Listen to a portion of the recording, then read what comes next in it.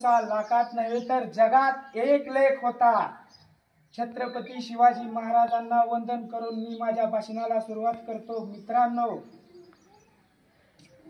19 February 1630 साली शिवरायांचा जन्म शिवनेरी किल्ल्यावर झाला आणि त्यांच्या आईचे नाव जिजाऊ तर त्यांच्या वडिलांचे नाव शहाजीराजे भोसले होते।